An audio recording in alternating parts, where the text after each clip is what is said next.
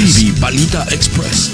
Mga balita sa loob at labas ng Timog Katagalugan. GV Balita Express. GV Balita Express.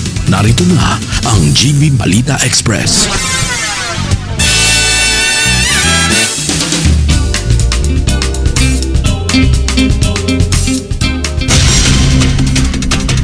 Magandang umaga mga ka-vibes. Kayo ay nakatutok sa GV Balita Express sa programang Good Vibes Morning. Kasama niyo po ang inyong ligod, DJ Frankie, at kasama rin natin sa kabilang linya, DJ Joey Boy, keeping us GV informed, GV aware, and GV updated. Muli, ito po ang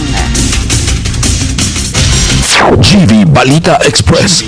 oras natin ngayon, 6:54 a.m. on the clock, Philippine Standard Time. At dako na tayo sa ating headlines balita. Escudero sinita ang abogado ni VP Sara dahil sa pahayag ukol sa bar exam rating. NBI Chief Matibag handa ng tumestigo sa impeachment trial ni VP Sara. Mga health workers, hinamon ang bagong DOH Secretary na paigtingin ang serbisyong pangkalusugan. 2, patay sa pagkalunod habang nasa outing, isa na iligtas. 18 years old na estudyante, timbog sa buy bust, mahigit 92,000 pesos, halagang shabu na samsam. DepEd Calatagan, ipinagtanggol ang pagpapatuloy ng klase sa kabila ng brownout. At umpisa natin ang ating balitaan sa nagpapatuloy na impeachment trial. Escudero sinita ang abogado ni VP Sara dahil sa pahayag ukol sa bar exam rating. Para sa detalye ng balita, hatid sa atin ni DJ Joey Boy. GV Balita Express. Balita Express. DJ Frankie, sinita nga ni Senate Impeachment Court Presiding Officer Francis Cheese Escudero ang abogado ni Vice President Sara Duterte matapos itong magbanggit ng umano'y bar examination rating ng Vice Presidente sa gitna ng impeachment trial. Nangyari ito habang nagsasagawa ng cross-examination ang Defense Counsel na si Attorney Mark Vinluan kay NBI Regional Director Attorney Jeremy Lotok na testigo ng House Prosecution Panel. Sa kanyang pagtatanong, sinabi ni Vinluan na mahusay na abogado si Vice President Duterte at nakapas ito sa bar exam sa unang pagkakataon na may 80% grade. At iginiit pang mas mataas umano ang naging grabe rito kaysa karamihan ng mga abogado sa impeachment court. Agad namang tumutol ang House Prosecutor na si Attorney Amando Vergil Ligutan na nagsabing walang kaugnayan ang naturang pahayag sa isyung tinalakay sa pagdinig. Pinaburan ni Escudero ang objection at pinaalalahanan si Vinluan na umiwas sa mga pahayag na maaaring maka-insulto sa iba pang mga abogado sa impeachment court. Ayon kay Escudero, marami ring abogado ang naroon at walang nakatitiyak sa naging bar examination ratings ng bawat isa. Para sa GV Balita Express, Boy, sa GV 99.9, your good vibes. Maraming salamat DJ Joey Boy. Samantala, NBI Chief Matibag handa ng tumestigo sa impeachment trial ni VP Sara. Para sa detalye ng balita, GV Balita Express. nagpahayag ng kahandaan si National Bureau of Investigation o NBI Director Melvin Matibag na tumestigo sa impeachment trial laban kay Vice President Sara Duterte. Ayon kay Matibag, anumang oras ay handa siyang humarap sa impeachment court dahil ang kanyang ilalahad ay nakabatay lamang sa mga dokumento at ebidensyang hawak ng NBI. Dagdag pa niya, hindi na kinakailangan pang isailalim siya sa supina dahil voluntaryo siyang dadalo. Una nang naghiling ni Matibag na maagang ma-schedule ang kanyang testimonya upang makadalo sa International Anti-Scam Summit sa Bangkok, Thailand. Aniya, mahalaga ang naturang pagpupulong lalo na matapos na matagal ang Pilipinas sa gray list kaugnay ng money laundering. Inasahan din niyang makapulong sa summit ang Director ng Federal Bureau of Investigation o FBI na si Kash Patel. Nilinaw naman ng NBI Chief na hindi siya ang nakatakdang nag-schedule ng kanyang pagdalo sa impeachment court at nakahanda siyang sumunod sa mga magiging utos sa Senado. Para sa GV Balita Express, ako po si DJ Frankie sa GV 99.9, Your Good Vibes. At Lopez at Bello hindi na ipatatawag na mga testigo sa impeachment trial ni VP Sara Duterte. Ang detalye ng balitang iyan, ulat ni DJ Joey Boy. GB Balita Express. Balita Express. Hindi na ihaharap ng House Prosecution Panel bilang mga testigo sa impeachment trial ni Vice President Sara Duterte sina Office of the Vice President Chief of Staff Zuleika Lopez at House Legislative Security Bureau Executive Director Captain Belinda Bello. Ayon kay Prosecution Counsel Attorney Lorna Capunan, hindi na kinakailangan ang kanilang testimonya dahil magiging paulit-ulit na lamang ang mga ito. Aniya, sapat na ang impormasyong nakuha ng prosecution mula sa mga naunang testigong humarap sa impeachment court upang suportahan ang kanilang mga argumento. Sa kasalukuyan nakatuon ang pagdinig sa impeachment article na may kaugnayan sa umano'y pagbabanta ni Vice President Sara Duterte laban sa ilang opisyal ng pamahalaan. Patuloy namang inaasahan ang mga susunod na pagdinig habang isinusulong ng Senado ang impeachment proceedings laban sa Vice Presidente. Para sa GB Balita Express, ito si DJ Joey Boy sa GB 99.9, your good vibes. Sa pagpapatuloy ng ating mga balita, mga health workers, hinamon ang bagong DOH Secretary na paigtingin ang serbisyong pangkalusugan. Para sa detalye ng balita, GB Balita Express. hinamon ng Alliance of Health Workers o AHW ang bagong talagang kalihim ng Department of Health na si Dr. Jose Britanio Pujalte Jr. na isulong ang pagpapabuti ng kalagayan ng mga healthcare worker at higit na bigyang prioridad ang kalusugan ng publiko. Umaasa ang grupo na mananatiling matatag ang posisyon ng bagong kalihim laban sa privatization ng Philippine Orthopedic Center. Aniya ay mahalagang palakasin ng public healthcare system upang manatiling abot kaya at accessible ang serbisyong medikal para sa lahat ng Pilipino. Samantala, nagpahayag ng kahandaang makipagtulungan ang public health advocacy group na Health Justice Philippines kay Pujalte sa pagsulong ng mahigpit na regulasyon sa sigarilyo at vape products. Gayon din ang mga polisiyang makakatulong sa pag-iwas sa mga non-communicable disease. Kapwa malugod na tinanggap ng mga grupo ng health workers ang pagkakatalaga ni Pujalte na nakatakdang manumpa bilang bagong kalihim ng Department of Health sa Malacanang. Para sa GB Balita Express, ako po si DJ Frankie sa GB 99.9, your good vibes. At pasadahan natin ang mga balita sa Timog Katagalugan. 2 patay sa pagkalunod habang nag-outing. 1 na iligtas. Ang iba pang detalye ng balita, hatid sa atin ni DJ Joey Boy. GB Balita Express. Balita Express. DJ Frankie, nauwi nga sa trahedya ang outing ng isang grupo ng magkakaibigan matapos malunod at masawi ang dalawa sa kanila sa isang beach resort sa Purok Maligaya, Barangay Ransohan. Kinilala ng pulisya ang mga nasawing biktima na sina Salvador, 22 anyos at Jaime, 21 anyos habang ligtas at nagpapagaling na sa ospital ang kanilang kasamang si Sean, 18 anyos, pawang residente ng Barangay Kalumpang, Tayabas City, Quezon. Batay sa investigasyon, nagtungo ang grupo sa isang beach resort para mag-outing. Habang naliligo sa dagat, tinangay umano ng malalakas na alon ang 3 biktima patungo sa mas malalim na bahagi. Nakita umanong humihingi ng saklolo si Salvador kaya't agad siyang sinubukang sagipin ni Jaime at Sean, ngunit maging sila ay nalunod din. Mabilis namang rumesponde ang kanilang mga kasama at mga kaanak na ihatid sa ospital sina Jaime at Sean, ngunit idineklarang dead on arrival si Jaime. Makalipas naman ang halos 1 oras, natagpuan ang katawan ni Salvador na wala na ring buhay. Patuloy namang pinaalalahanan ng mga otoridad ang publiko na maging maingat sa paglangoy, lalo na sa mga lugar na may malalakas na alon upang maiwasan ang kaparehong trahedya. Para sa GB Balita Express, ito si DJ Joey Boy sa GB 99.9, your good vibes.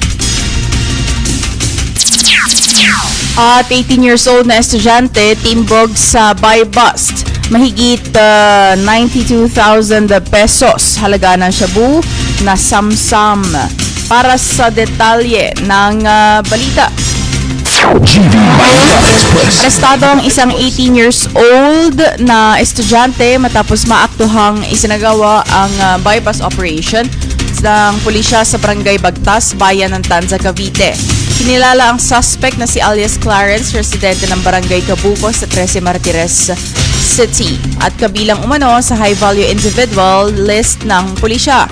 Ayon sa ulat, ikinasa ang Drug Enforcement Team ng Tanza Municipal Police Station ang operasyon bandang alas 10 ng gabi matapos makatanggap ng impormasyon tungkol sa umano'y illegal na aktibidad ng suspect. Nasamsam mula sa kanya ang tinatayang 13.53 grams na hinihinalang shabu na nakalagay sa 4 na transparent plastic sachet na may tinatayang higit na 92,000 pesos, gayon din ang bypass money na ginamit sa operasyon. Isirgawa ang inventaryo ng mga nakumpiskang ebidensya sa mismong lugar ng operasyon sa harap ng suspect, kinatawan ng media at isang opisyal ng Barangay Bagtas, alinsunod sa itinakdang batas na harap ngayon ng estudyante sa kasong paglabag sa Comprehensive Dangerous Drugs Act of 2002. Para sa GV Balita Express, ako po si DJ Frankie sa GV 99.9, Your Good Vibes. At San Pablo City Mayor sinuspinde ng 6 na buwan. Vice Mayor umupong acting mayor. Para sa iba pang detalye ng balita, hatid sa atin ni DJ Joey Boy. GV Balita Express. Balita Express. Pansamantalang sinuspinde ng 6 na buwan si San Pablo City, Laguna Mayor Arcadio Naji Gapanganda Jr. matapos ipatupad ng Department of Interior and Local Government o DILG ang preventive suspension order na inilabas ng Office of the Ombudsman. Ayon sa DILG, naisilbi ang kautusan sa tanggapan ng alkalde bandang alas 8 ng umaga kahapon. Ang suspension order ay nilagdaan ni Ombudsman Crispin Boying Rimulya at may petsang July 8, 2026. Dahil dito, otomatikong umupo bilang acting mayor si Vice Mayor Justin Colago habang itinalaga naman si First City Councilor Carmela Acevedo bilang acting vice mayor sa loob ng 6 na buwang suspensyon. Nag-ugat ang kaso sa reklamong inihain ni Colago laban kay Gapanganda kaugnay ng umano'y pagtanggal, pag-reassign at pag-bypass sa ilang opisyal ng city government pabor sa mga job order employees na ilan umano ay tumatanggap ng sweldo na umaabot sa 100,000 pesos kada buwan. Samantala, sinabi ni Mayor Gapanganda na magsasampa siya ng motion for reconsideration sa Office of the Ombudsman at hihiling ng Temporary Restraining Order o TRO sa Korte upang mapigilan ang pagpapatupad ng kanyang preventive suspension. Para sa GV Balita Express, ito si DJ Joey Boy sa GV 99.9, Your Good Vibes. At DepEd Calatagan, ipinagtanggol ang pagpapatuloy ng klase sa kabila ng brownout. Para sa detalye ng balita, ipinagtanggol ng Department of Education o DepEd sa bayan ng Calatagan ang desisyon nitong ipagpatuloy ang klase sa mga pampublikong paaralan sa kabila ng nararanasang malawakang pagkawala ng kuryente. Ayon sa DepEd Calatagan, ang hakbang ay alinsunod sa DepEd Order No. 22 Series of 2024 at DepEd Order No. 14 Series of 2026 na nagsasaad na walang otomatikong suspension ng klase sa tuwing may power interruption at dapat tiyakin ang tuloy-tuloy na pagkakatuto ng mga mag-aaral. Binigyan din ng kagawaran na maraming alternatibong paraan ng pagtuturo ang maaaring gamitin ng mga guro upang maipagpatuloy ang mga aralin kahit walang kuryente. Bilang pagangkop sa sitwasyon, pinaikli ang oras ng bawat asignatura at binawasan ang bigat ng mga gawaing pang-eskwela upang hindi mapagod ang mga estudyante. Nililaw rin ng DepEd na ang pagpapasya sa suspensyon ng klase sa ganitong sitwasyon ay nakabatay sa umiiral na pambansang polisiya at nasa pamunuan ng kagawaran, hindi sa lokal na pamahalaan. Hindi rin praktikal ang paglipat sa online class dahil apektado rin ng brownout ang internet connection at wala namang idineklarang kalamidad sa lugar. Sa kabila nito, sinabi ng DepEd Calatagan na iginagalang nila ang pasya ng mga magulang na wag munang papasukin ang kanilang mga anak, lalo na kung may sakit o may espesyal na pangangailangan. At tiniyak na bibigyan ng konsiderasyon ang mga mag-aaral na lumiban sa klase. Para sa GB Balita Express, ako po si DJ Frankie sa GB 99.9, Your Good Vibes. At Mural Art Competition, sinimulan na sa Batangas City Foundation Day. Ang iba pang detalye ng balita, DJ Joey Boy. GB Balita Express. Balita Express. DJ Frankie mga ka-vibes, bilang bahagi nga ng pagdiriwang ng ika-57 Foundation Day ng Batangas City, sinimulan na ang 5 araw na mural art competition sa Dike ng Ilog Kalumpang. Ayon sa City Cultural Office, 10 grupo na binubuo ng 3 hanggang 5 kalahok ang nakikilahok sa Patimpalak na nagsimula noong July 13. Mag-uwi ng 20,000 pesos ang magiging kampiyon, 15,000 pesos naman ang ikalawang pwesto, at 10,000 pesos ang ikatlong pwesto, habang 2,000 piso naman ang matatanggap ng bawat consolation prize winner. Layunin ng kompetisyon na maipakita ang talento at pagkamalikhain ng mga Batanggenyo sa pamamagitan ng mga mural na sumasalamin sa kultura, kasaysayan at pagkakakilanlan ng Batangas City. Ayon sa mga kalahok, malaking oportunidad ang Patimpalak upang higit nilang mapaunlad ang kanilang kakayahan sa sining at makakuha ng mas malawak na karanasan sa mural painting. Sakaling manalo, sinabi nilang ilalaan ang premyo sa kanilang pag-aaral at sa pagbili ng mga art materials para sa mga susunod pang kompetisyon. Samantala, mahigpit namang nagbabantay ang City Disaster Risk Reduction and Management Office o CDRRMO upang matiyak ang kaligtasan ng mga kalahok sa pamamagitan ng paggamit ng hard hat at safety harness habang isinasagawa ang pagpipinta. Para sa GB Balita Express, ito si DJ Joey Boy sa GB 99.9, Your Good Vibes. At dako naman tayo sa ating weather update. GB 99.9 Weather Update. Weather Update. Ayon sa Pag-asa, maalinsangan pa rin ang panahon. Posibleng pag-ulan at pagkidlat, pagkulog sa Batangas at iba pang bahagi ng bansa.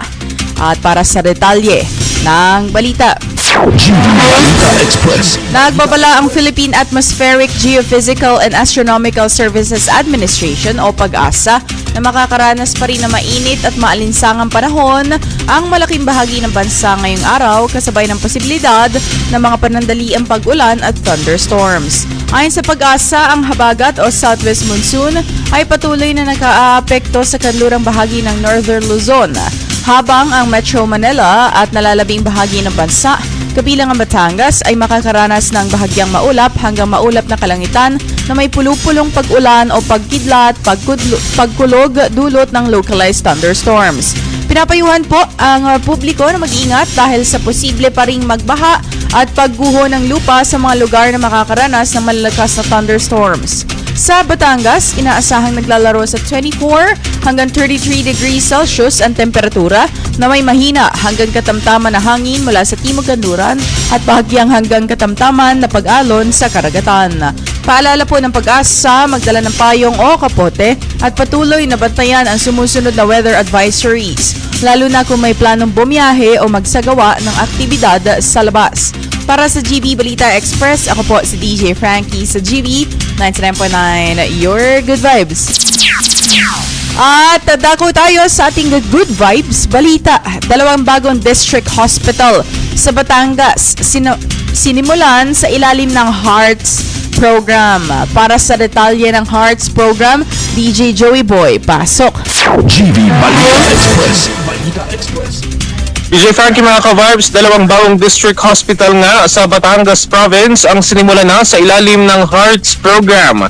Puspusan na ang pagpapalawak ng serbisyong pangkalusugan sa lalawigan ng Batangas matapos simulan ngayong 2026 ang konstruksyon ng 2 bagong provincial district hospital sa mga bayan ng Rosario at Santa Teresita bilang bahagi ng Hearts Program ng pamahalaang panlalawigan. Ayon sa Provincial Government of Batangas, ang 2 palapag na level 2 district hospitals ay magkakaroon ng tinatayang 150 hanggang 175 bed capacity. Modernong laboratorio, dialysis center, intensive care units o ICU, delivery at operating rooms at general emergency care services.